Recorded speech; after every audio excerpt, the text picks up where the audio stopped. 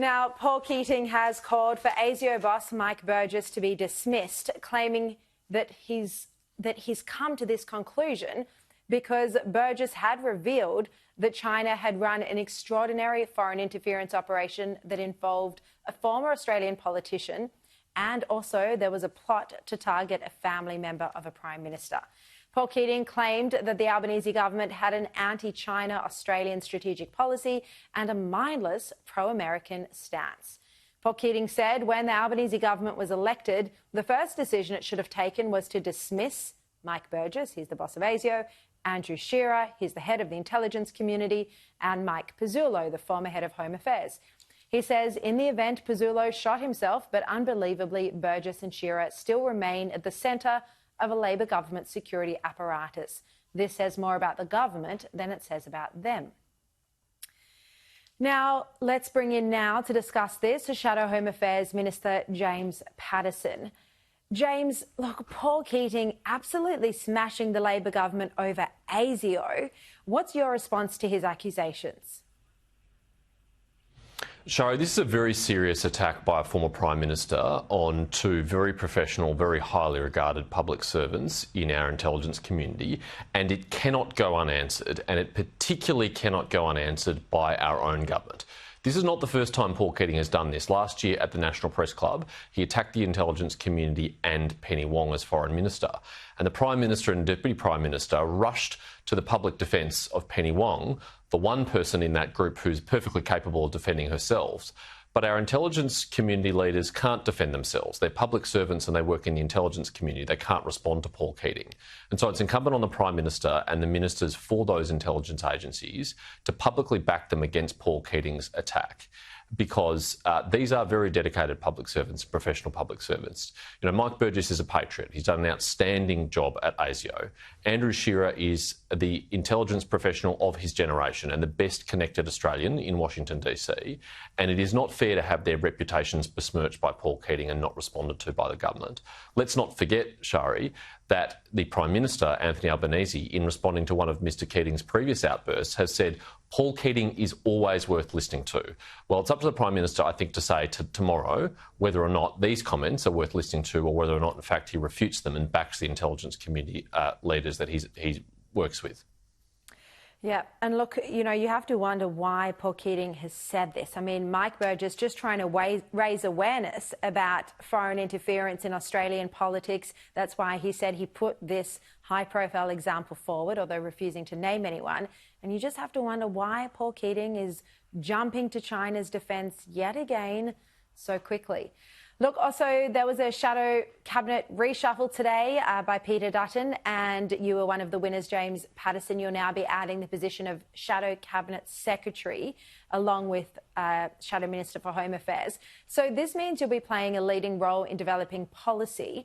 Look, I think the Dunkley result indicates that Liberals do have some more work to do.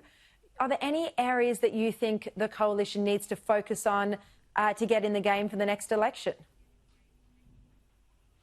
Shari, there's absolutely more work to do, but we knew that before Dunkley. In fact, we've known that since the election. And the good news is that my Shadow Cabinet colleagues have been hard at work doing the boring but necessary policy detail to be able to offer the Australian people a very comprehensive, very ambitious and very serious agenda at the next election. Those costings are being done right now. Stakeholders are being consulted, experts are being brought in and issues are being debated, and I'm very pleased to be joining that process formally and working with my Shadow Cabinet colleagues to bring it forward. There's obviously a pressing need in a lot of areas, in the housing portfolio, in energy, in national security, in immigration, in tax, and the Shadow Ministers have already publicly outlined their intentions in those areas, and now it's our task to bring forward that bulletproof policy publicly, and I assure you we'll do so.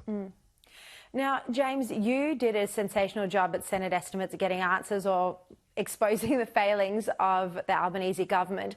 One area that you asked about that hasn't been reported yet is funding packages for both the Jewish and Muslim communities of up to $25 million each. The Jewish grants, or the grants to the Jewish community by the Albanese government, were under the category of community safety, and they were awarded to rapidly, and I'm quoting here, rapidly implement additional security measures for the Jewish community. So physical security measures for mostly schools and preschools.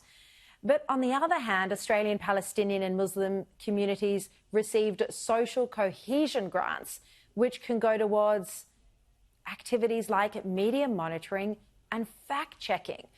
James, what does this tell you about where the funding for both communities are going and what it's going to be used for? Shari, there's no doubt that both Islamophobia and anti-Semitism are equally morally repugnant. But we also know from the data provided by Victoria Police that one of those problems is far more prevalent than the other problem. In fact, Victoria Police data shows there's been 10 times as many reports of anti-Semitism and arrests than there have been of Islamophobia.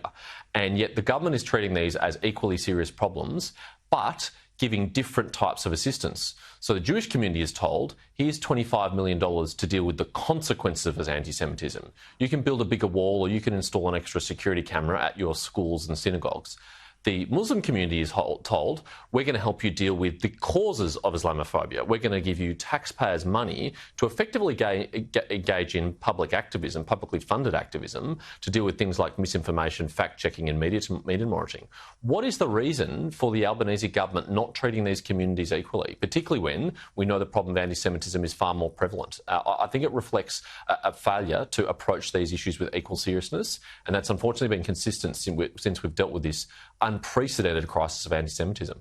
Yeah, which the Albanese government doesn't want to know about. This crisis has been completely under their watch.